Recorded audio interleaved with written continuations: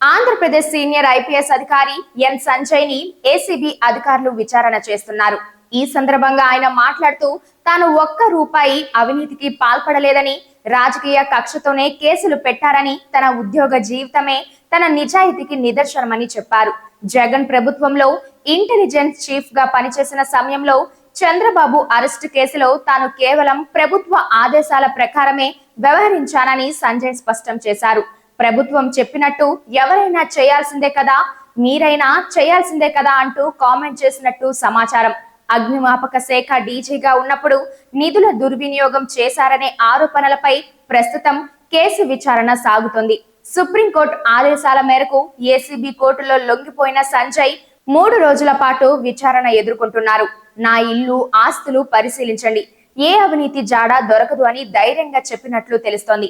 కొన్ని ప్రశ్నలకు తెలియదు, గుర్తులేదు అని చెప్పడం కొసమెరుపు.